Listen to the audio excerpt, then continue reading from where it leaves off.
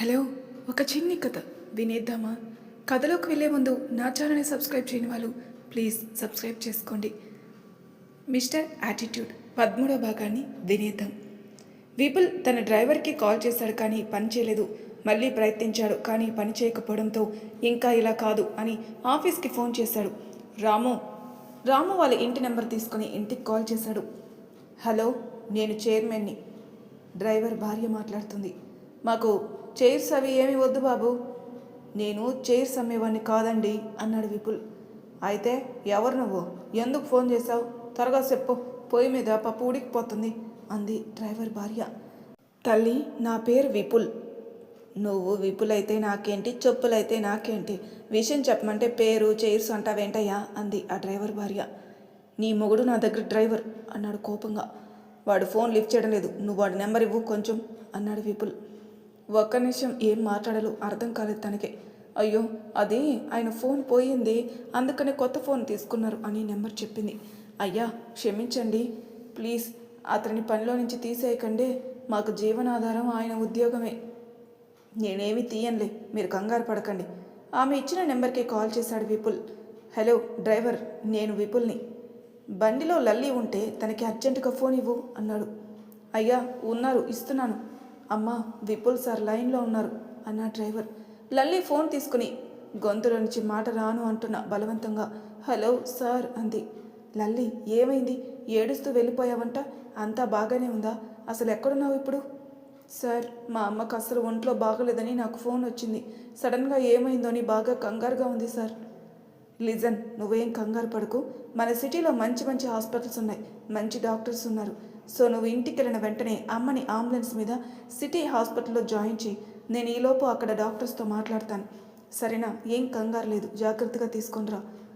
Ambulance మీద అయితే అందులో డాక్టర్ ఉంటారు కాబట్టి సీరియస్ అయిన ప్రాబ్లం ఉండదు అన్నాడు.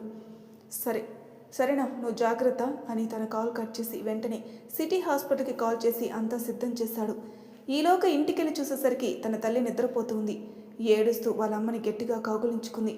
అమ్మా అమ్మా అని బోరున ఏడవసాగింది. వాళ్ళమ్మ లేచి, ఏంటమ్మా, ఏమైంది? ఎందుకు ఇలా ఏడుస్తున్నావు? ఎవరైనా ఏమైనా అన్నారా? ఆఫీస్లో ఏదైనా గొడవ జరిగిందా? లల్లి వాళ్ళ అమ్మ ముఖం పట్టుకొని, అమ్మా నీకేం కాలేదు కదా, నువ్వు బాగానే ఉన్నావు కదా? నాకేమవుతుంది తల్లి, నేను బాగానే ఉన్నానే, అంతా క్షేమమే ఇక్కడ. నువ్వెందుకెందు కంగారుగా ఉన్నావు?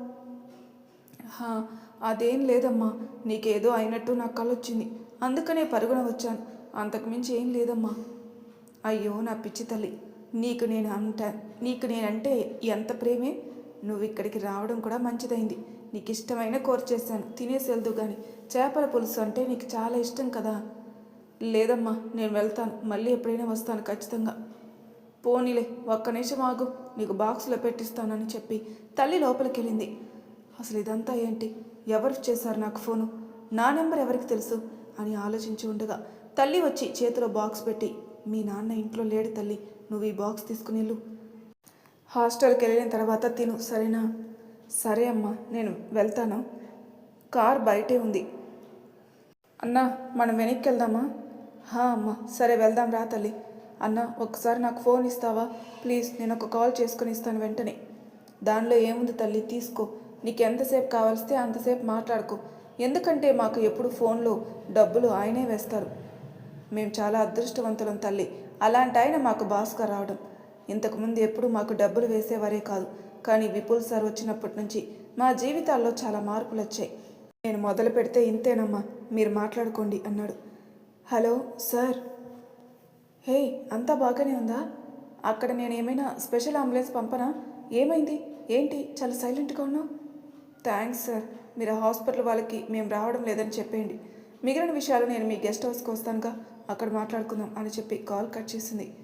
హలో, ఏమైంది అసలు? కట్ చేసిందా? సరే వస్తున్నానని చెప్పిందిగా, చూద్దాంలే. ఎందుకు రావడం లేదు అని అంటుంది. వాళ్ళ అమ్మకి బాగా అయిపోయినట్టుగా ఉంది. చూస్తుండగానే లల్లి గెస్ట్ హౌస్కి చేరుకుంది. అప్పటికే విపుల్ అక్కడ లల్లి కోసం ఎదురు చూస్తున్నాడు. లల్లి ఏమైంది ఇంతకీ? ఏం జరిగిందో చెప్పకుండానే కాల్ కట్ చేసేసావు? కంగారుగా ఉండదా చెప్పు. ఇలా రా, ఇక్కడ కూర్చో, అసలు ఏం జరిగిందో చెప్పు. సార్, ఏదో తప్పు జరిగింది, నాకు తెలుస్తోంది.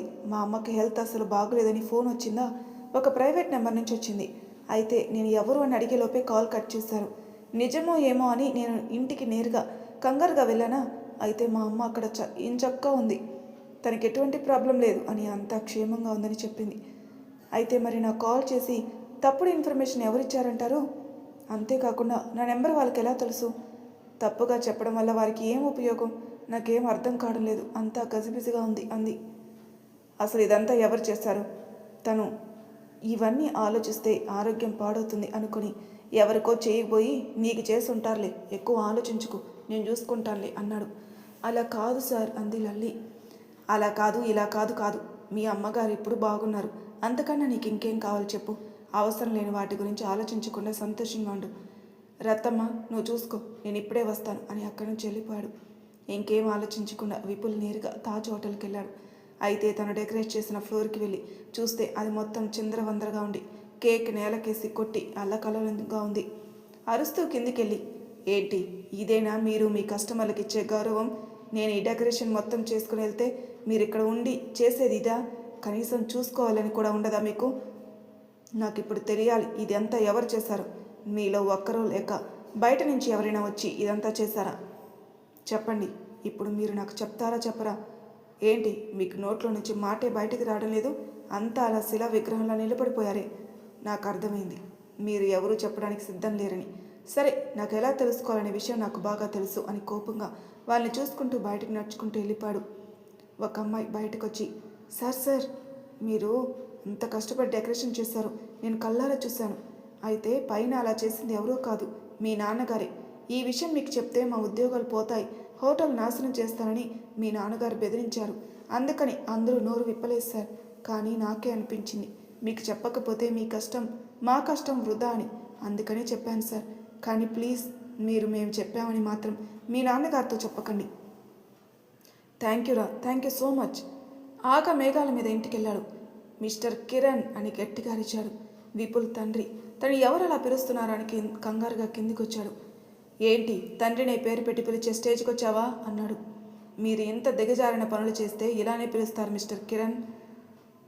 నాన్న ఏంట్రా ఇదంతా అంది విపుల్ తల్లి. అమ్మా నువ్వు ఆగు, నీకేం తెలీదు ఆయన చేసిన పనికి. నీకు చెప్తే నువ్వు అలానే అంటావమ్మా. ఏంటి పోనీ డెకరేషన్ పాడు చేసేశారు, మరీ చీప్గా లల్లి తల్లికి హెల్త్ బాగలేదని ఆ అమ్మాయికి కాల్ చేయడం ఎందుకు అసలు? హలో, నేను డెకరేషన్ పాడు చేశానని ఒప్పుకుంటాను, కానీ ఆ అమ్మాయి నెంబర్ నాకు తెలియదు. నేను వాళ్ళ అమ్మకి హెల్త్ బాగలేదని ఎందుకు కాల్ చేస్తాను? నీకు నచ్చినట్టు మాట్లాడకు అన్నాడు. మీకు తప్ప అంత కుట్ర ఆలోచనలు ఇంకా ఎవరికి ఉంటాయి? ఇప్పుడు చెప్తున్నాను వినండి. I love Lalli, I love her, I love so much. మీరు ఈ మాటలు బాగా గుర్తుంచుకోండి అన్నాడు. నేను చెప్పాను, నేను ఆ అమ్మాయికి కాల్ చేయలేదని అన్నాడు. కమాన్ ఆపండి ఇంకా అంటూ ఇంటి నుంచి బయటికి వెళ్ళిపోయాడు విపుల్. కారులో వెళ్తూ, నాకు తెలుసు కేక్ నాశనం చేసింది నువ్వే అని, కానీ కాల్ చేసింది నువ్వు కాదని విషయం కూడా నాకు తెలుసు. కాకపోతే మిమ్మల్ని అలా అదుపు చేయకపోతే మీరు మరింత రెచ్చిపోతారని తెలుసు ఇలా చేశాను. అయితే మరి లల్లీకి ఎవరు కాల్ చేశారో అనే విషయం నా మెదడికి అర్థం కావడం లేదు. ఎవరై ఉంటారు? గెస్ట్ హౌస్కి వెళ్ళిన తర్వాత బయట కూర్చొని లల్లి, రత్తమ్మ విపుల్ కోసం ఎదురు చూస్తున్నారు. ఏంటి సార్ మీరు అలా ఏమీ చెప్పకుండా వెళ్ళిపోతే మేమేమనుకోవాలి అసలు? ఎందుకు ఎక్కడికి వెళ్ళారు? అదా ఏం లేదు, చిన్న పనుండి అలా వెళ్ళాను, అంతకు మించి ఏం లేదులే అన్నాడు. లల్లి మనసులో, ఈయన నా దగ్గర ఏదో దాస్తున్నారే, ఏంటి ఆ విషయం? నేను అడిగినా చెప్పరు, మెల్లగా కనుక్కోవాలి అనుకుంది. లల్లి ఒకసారి నీ ఫోన్ నాకు ఇస్తావా? కాస్త వాటర్ కూడా తీసుకొని రావా అని అడిగాడు. దానిలో ఏముంది సార్, తీసుకోండి అని అతని చేతికి ఫోన్ ఇచ్చి లల్లి లోపలికి వెళ్ళింది. వాటర్ పట్టుకొని రావడానికి వెళ్ళింది. లల్లి ఇలా లోపలికి వెళ్ళగానే విపుల్ లల్లికి కాల్ వచ్చిన నెంబర్ తన ఫోన్లో సేవ్ చేసుకున్నాడు. వాటర్ తీసుకుని వచ్చింది. సార్ వాటర్ తీసుకోండి. లల్లి రేపు వస్తావా ఆఫీస్కి?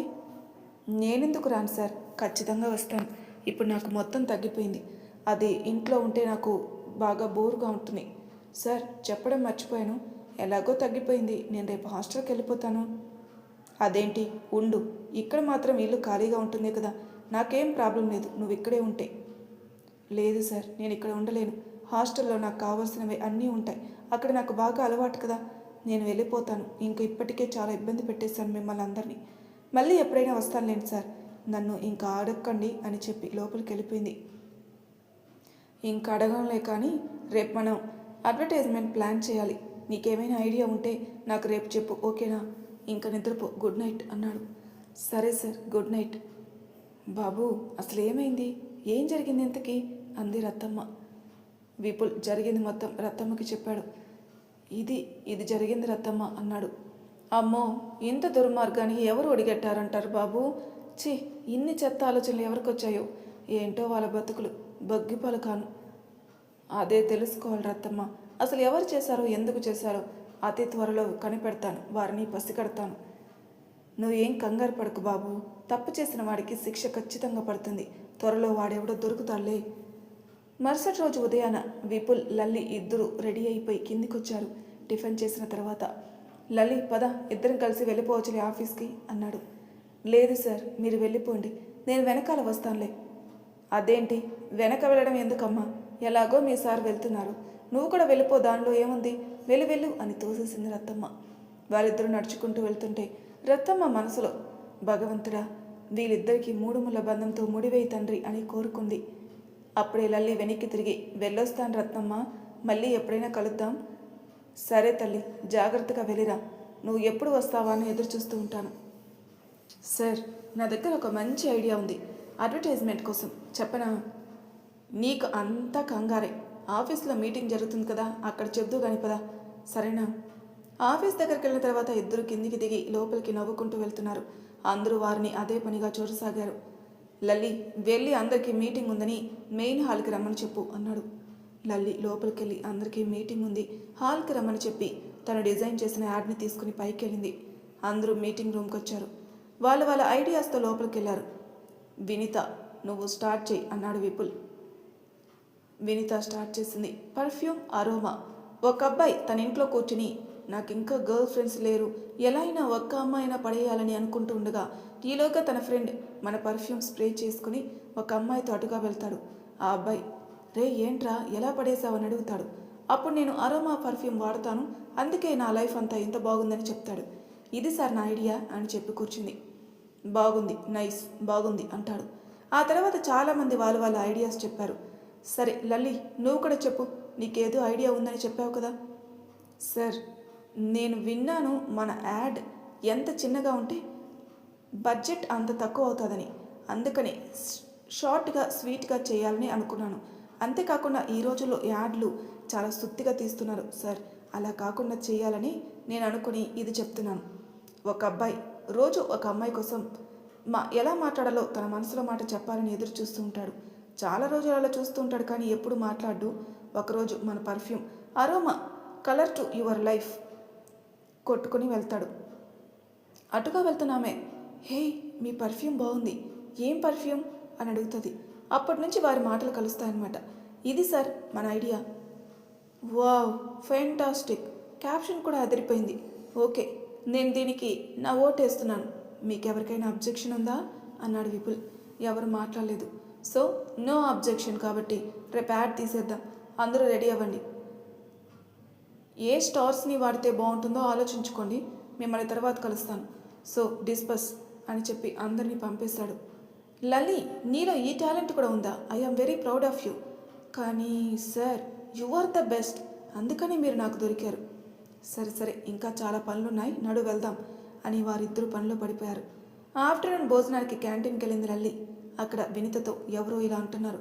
వినిత, నువ్వు చూసావా, విపుల్ సార్ నీ ఐడియా బాగోలేదని చెప్పి ఆమెను సెలెక్ట్ చేశారు. నాకైతే నీదే నచ్చింది. లల్లిది ఏం బాగుందని ఓ మురిసిపోతున్నారు. నాకైతే అర్థం కాలేదు బాబోయ్. హేయ్, తప్పే, అలా అనకు. నాకు లల్లి ఐడియా నచ్చింది, సార్ కూడా నచ్చింది. ఏమీ ఆలోచించుకోకుండా, సార్ ఈ ఆలోచనకి వస్తారా చెప్పు, అందరికీ టేస్ట్ ఒకేలా ఉండదు కదా అంది వినిత. ఆహా, నువ్వు అలా అనుకుంటున్నావా? అలా ఏం కాదమ్మా, వాళ్ళ మధ్య ఏమో జరుగుతుందని బయట టాక్, నాకు వారి మధ్య ఏదో ఉందని అనుమానంగా ఉంది అంది వినిత ఫ్రెండ్. నోరు మూసుకో, తప్పుగా మాట్లాడుకో, అర్థమైందా? నువ్వు నా ఫ్రెండ్ అని చెప్పుకోవడానికి కూడా చిరాగ్గా ఉంది అని చెప్పి అక్కడి నుంచి లేచి వెళ్ళిపోయింది వినిత. కాసేపటి తర్వాత, హే హాయ్ వినిత, నేను ఇందాక మీరు మాట్లాడుకున్న మాటలన్నీ విన్నాను అంది లల్లి. విన్నారా? సారీ, ఏమనుకోకండి, తనంతే, ఎప్పుడు అలానే మాట్లాడుతూ ఉంటుంది, మీరు తన మాటలు పట్టించుకోకండి. థ్యాంక్స్ వినీత, నీలా అందరూ ఉండరు, నువ్వు నన్ను బాగా అర్థం చేసుకున్నావు అని తనని హక్ చేసుకుని అలా మాటలు కలిపింది. చాలాసేపు అలానే మాట్లాడుకుంటూ మంచి ఫ్రెండ్స్గా మారిపోయారు.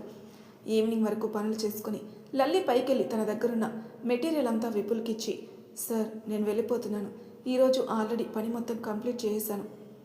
అప్పుడే వెళ్ళిపోతున్నావా? నిన్నంత త్వరగా ఎలా వెళ్ళనిస్తాను చెప్పు అని తన డెస్క్లో నుంచి ఒక బుక్ తీసి తనకిచ్చి, ఇందులో ఒక అతను మాట్లాడతాడు, నువ్వు దానికి బుక్ మీద రాసి ఇచ్చి వెళ్ళు, ఓకేనా అని నవ్వుతూ ఇచ్చాడు. అతని వంక కోపంగా చూస్తూ సారీ సార్ అని విసుగ్గా ఫోన్ తీసుకుని చెవు పక్కన పెట్టుకుని వింటూ రాస్తూ ఉంది. ఆమె వైపు చూస్తూ నవ్వుకుంటున్నాడు. సార్ మీరు నవ్వకండి ఓకేనా? ఒక అరగంట పూర్తి చేసి ఇంకా నా పనులు చెప్పకండి సార్, నేను వెళ్తున్నాను అని నడుచుకుంటూ వెళ్తున్న ఆమె వెనక విపుల్ వెళ్ళాడు. సార్ మీకు పని అయిపోయిందా, వచ్చేస్తున్నారు? నేను హాస్టల్కి వెళ్ళిపోతున్నాను, మీరు కూడా మీ ఇంటికి వెళ్ళిపోండి జాగ్రత్తగా అంటూ రోడ్డు మీదకి వెళ్ళింది. పోనీ రావచ్చుగా నువ్వు గెస్ట్ హౌస్కి అన్నాడు. నా వస్తువులన్నీ అక్కడే ఉన్నాయి సార్, అంతేకాకుండా ఎన్ని రోజులని మీ ఇంటి దగ్గర ఉంటాను సార్ అంది.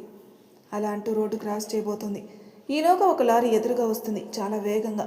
లల్లి దాన్ని చూడలేదు, వెనక్కి తిరిగి బాయ్ సార్ రేపు కలుద్దాం. లారీ ఆల్మోస్ట్ లల్లి దగ్గరకు వచ్చేస్తుంది.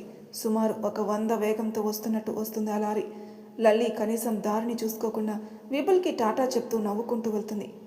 హే లల్లి, ఎదురుగా ఏం వస్తుందో చూడు అని గట్టిగా ఒక గావు కేకతో అరిచాడు విపుల్. మరి తర్వాయి భాగంలో ఏం జరగబోతుందో నెక్స్ట్ ఎపిసోడ్లో తెలుసుకుందాం. అంతవరకు నా ఛానల్ సబ్స్క్రైబ్ చేయని వాళ్ళు ప్లీజ్ సబ్స్క్రైబ్ చేసుకోండి, లైక్ చేసి షేర్ చేయండి, మీ అభిప్రాయాలు నాకు కామెంట్ రూపంలో తెలియజేయండి. Thank you for listening.